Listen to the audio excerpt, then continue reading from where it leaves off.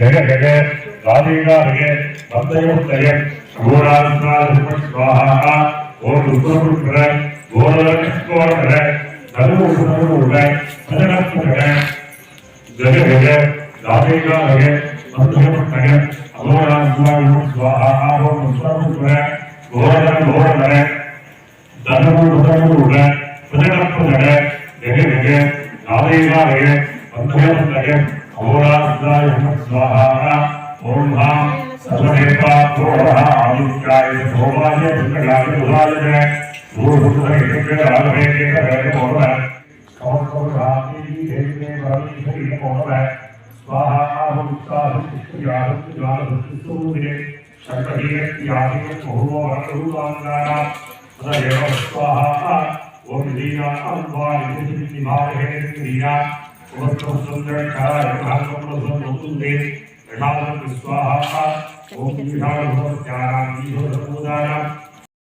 கணபதி யாகமாக இருக்கட்டும், சங்க வழிபாடு மற்றும் கலச வழிபாடுகளாக இருக்கட்டும், அந்த யாக பூஜைகள் எல்லாமே ரொம்பவும் அருமையாக இருந்தது. மக்கள் அனைவருமே அந்த பிரம்ம முகூர்த்த நேரத்துலேயும் மக்கள் எல்லாருமே வர ஆரம்பிச்சிட்டாங்க. அதிகாலை அந்த பிரம்ம முகூர்த்த நேரத்தில் அமையக்கூடிய அந்த கணபதி யாகங்களில் வரக்கூடிய அந்த ஒரு புகையானது பார்த்திங்கன்னா, அதை நம்ம சுவாசிக்கும் போது நமக்கு ஒரு அறிவியல் ரீதியாகவே நமக்கு ஒரு நல்ல ஒரு நன்மையை நமக்கு கொடுக்கும்.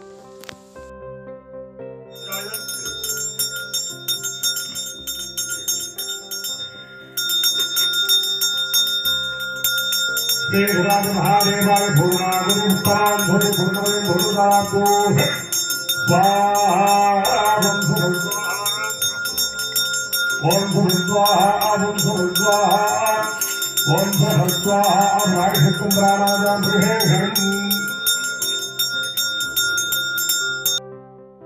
இப்போ அந்த கணபதி யாகத்தை தொடர்ந்து அந்த பூர்ணாகதியும் நல்லபடியாக நிறைவடைந்தது. இப்போ அந்த யாக குண்டத்தில் வந்து போடக்கூடிய அந்த அனைத்து அந்த அந்த பொருட்களுமே பார்த்திங்கன்னா, அந்த ஆலயத்தினுடைய குடும்ப உறுப்பினர்கள் மட்டும் இல்லாமல் மக்கள் அனைவருமே அதில் வந்து கலந்துக்கிட்டது ரொம்பவும் வந்து மகிழ்ச்சியான ஒரு விஷயம். இப்போ நம்ம ஆலயத்தில் வந்திருக்கக்கூடிய அனைத்து மக்களுமே பார்த்திங்கன்னா அந்த யாகத்தில் வந்து கலந்துக்கிட்டாங்க. அதை தொடர்ந்து கலசங்களை வந்து சுற்றி கொண்டு வந்து அபிஷேகத்துக்காக வந்து போட்டுட்ருக்காங்க. சிறப்பு அபிஷேகங்கள் பார்த்திங்கன்னா 27 வகையான அபிஷேகங்கள் சிவபெருமானுக்கும் விநாயகருக்கும் நடந்தது. சிவபெருமானுக்கும் நந்திகேஸ்வரருக்கும் மட்டும் அபிஷேகங்கள் இல்லாமல் ஸ்ரீ சித்திரகுப்தருக்கும் அபிஷேகங்கள் வந்து சிறப்பாக நடைபெற்றது. ஸ்ரீ சித்திரகுப்தருக்கு பார்த்தீங்கன்னா அபிஷேகங்கள் 51 வகையான அபிஷேக பொருட்களால் அவருக்கு வந்து அபிஷேகங்கள் வந்து செய்யப்பட்டிருந்தது. ஒவ்வொரு அபிஷேகத்திற்குமே பார்த்தீங்கன்னா அவருக்கு ஆகம முறைப்படி அந்த அபிஷேகங்களும் கணபதி யாகமாக இருக்கட்டும், அல்லது சங்க வழிபாடு முறைகளாக இருக்கட்டும், கலச வழிபாடு முறைகளாக இருக்கட்டும், சித்திர யாக பூஜைகளாக இருக்கட்டும், ஆகம முறைப்படி அவருக்கு மிகவும் அழகாக வந்து அதை நடந்து அதை நிறைவேற்ற இருந்தது. இப்போ நீங்கள் பார்த்துட்டு இருக்கிறது பார்த்தீங்கன்னா ஸ்ரீ சித்திரகுப்தருக்கான அபிஷேகங்கள் தான் நம்ம ஒரு பதிவாக போட்டுட்ருக்கோம்.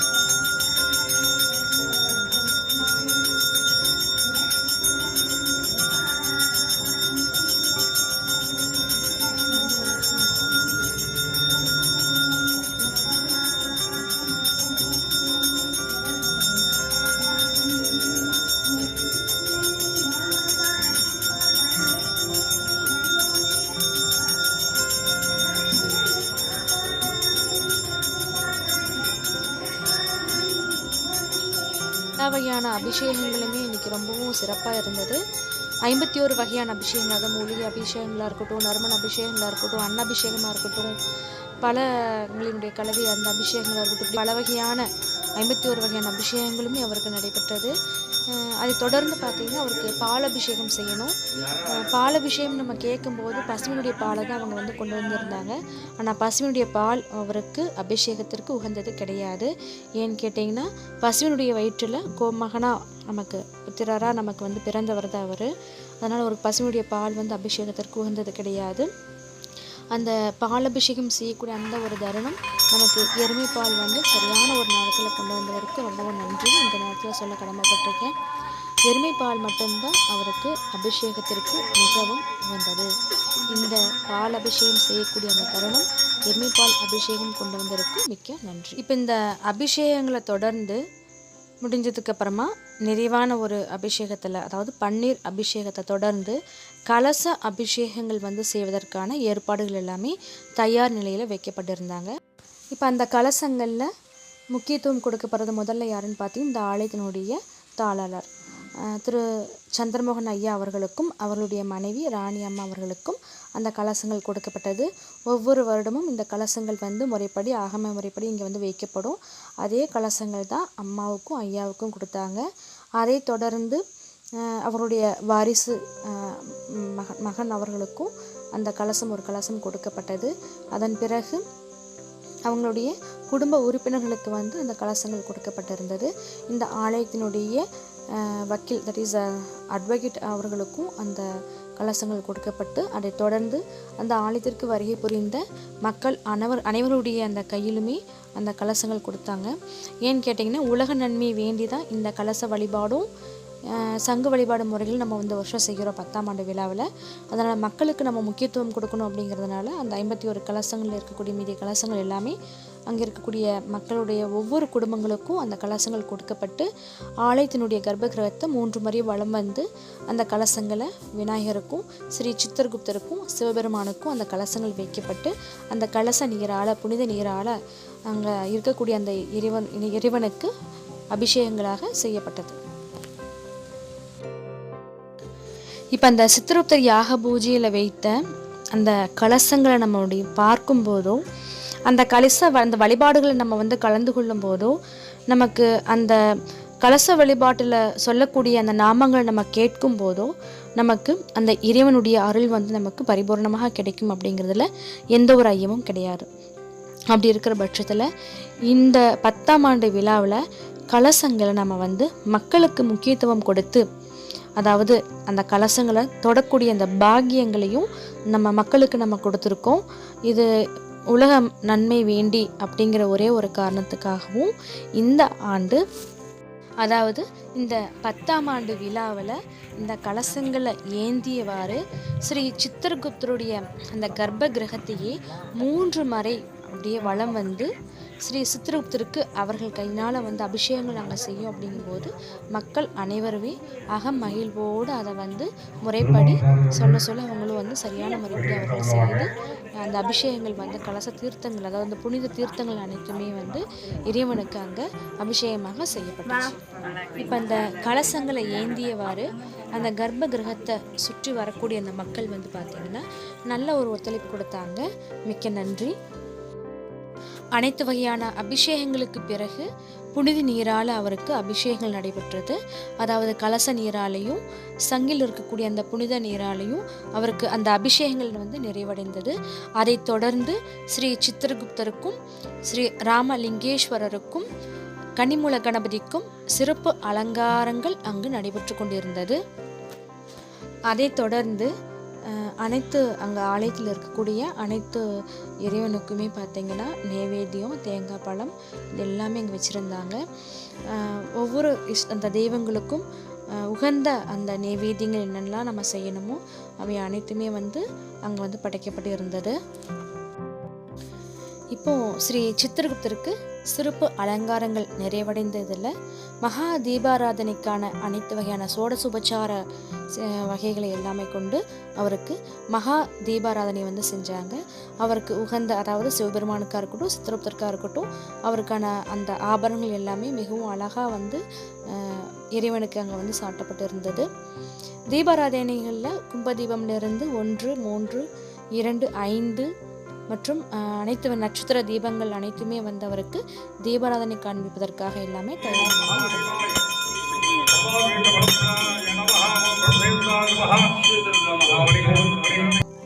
இப்போது ஸ்ரீ சித்திரகுப்தருக்கு பார்த்தீங்கன்னா மகா தீபாராதனை காட்டி அந்த அலங்காரமெல்லாம் முடிச்சதுக்கப்புறம் அவரை பார்க்கும்போது அவ்வளோ ஒரு அழகாக இருந்தது. அவருக்கு உகந்த வகையான எல்லா மலர்களுமே, எல்லா வகையான சித்திர அன்னங்கள், எல்லா வகையான பட்சணங்கள் மற்றும் மாவிளக்கு, இனிப்பு வகைகள், பல வகைகள், இப்படி அவருக்கு என்னெல்லாம் ஸ்ரீ சித்திரகுப்தருக்கு பிடிக்குமோ அனைத்துமே இந்த வருடம் வந்து எந்த ஒரு குறைவும் இன்றி அவருக்கு வந்து அங்கே படைக்கப்பட்டிருந்தது.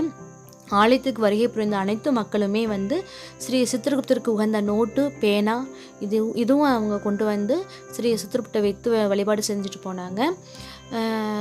சிறப்பு அலங்காரம் மகா தீபாராதனை முடிவடைந்த பிறகு இறுதியான ஒரு சங்கொலியும் ஸ்ரீ சித்திரகுப்தருக்கு அங்கே எழுப்பப்பட்டது. அதைத் தொடர்ந்து மக்கள் அனைவருமே ஸ்ரீ சித்திரகுப்தருடைய வழிபாட்டை ஒருத்தராக 1 by 1 வந்து கற்பூர நீராதனம் அவங்க வந்து பார்த்து வணங்கிட்டு போனாங்க. இப்போ ஆலயத்தில் ஸ்ரீ சித்திரகுப்தர், சிவபெருமான் மற்றும் அந்த விநாயகருக்கும் மகா தீபாராதனை முடிந்த பிறகு இறுதியாக அன்னதானம் நடைபெற்றது. அன்னதானத்தில் கலந்து கொண்ட அனைத்து மக்களுமே அதாவது மன நிறைவோடும் மகிழ்வோடும் வந்து கலந்து அன்னதானத்தையும் சிறப்பித்து கொடுத்தாங்க. அன்னதானம் பார்த்திங்கன்னா காலை முதல் இரவு வரை, அதாவது அந்த பௌர்ணமி நேரம் முடியும் வரையும் அன்னதானம் தொடர்ந்து நடைபெற்றது. மக்கள் அனைவருமே வந்து இந்த அன்னதானத்தில் கலந்து கொண்டு அவர்கள் மன நிறைவோடு சென்றது ஸ்ரீ சித்திரகுப்தருடைய அருளாசிதான். ஸ்ரீ சித்திரகுப்தர் ஆலயத்திற்கு புதிதாக வரக்கூடிய மக்கள் அனைவருக்குமே ஆங்காங்கே இந்த ஒரு வழிகாட்டிய ஒரு போர்டு வந்து அங்கங்கே வைக்கப்பட்டிருந்தது. அது வருபவர்களுக்கு மிகவும் ஒரு பயனுள்ளதாக அமையப்பட்டிருந்தது. புதியதாக வருபவர்களுக்கு எந்த ஒரு குழப்பமும் தேவையில்லை. கணபதி ஹோமம், பூர்ணாகதி, சங்கு வழிபாடு, கலச வழிபாடு மற்றும் சிறப்பு அபிஷேகம், மகா தீபாராதனை, தொடர்ந்து அன்னதானம் போன்ற அனைத்து நிகழ்வுகளுமே இந்த ஆண்டு சிறப்பாக நடைபெற ஒத்துழைப்பு கொடுத்த அனைத்து நல்லுள்ளங்களுக்கும் மிக்க நன்றி. மேலும் இந்த ஆலயத்திற்கு வருகை புரிந்த அனைவருக்கும் சித்திரகுப்தனுடைய அருளும் ஆசியும் பரிபூர்ணமாக கிடைக்கும் என்பதில் எந்த ஒரு ஐயமும் கிடையாது. இந்த ஆண்டு ஸ்ரீ சித்ரா பௌர்ணமி விழாவிற்கு வருகை புரிந்த அனைத்து நல் உள்ளங்களுக்கும், அனைத்து மக்களுக்கும், வெளியூரிலிருந்தும் வெளிநாட்டிலிருந்தும் வெளி மாநிலங்களிலிருந்தும் வந்த அனைத்து மக்களுக்கும் மிக்க நன்றி. மீண்டும் அடுத்த ஒரு பதிவில் சந்திப்போம். நன்றி, வணக்கம். வாழ்க வளமுடன். நல்லதே நடக்கட்டும்.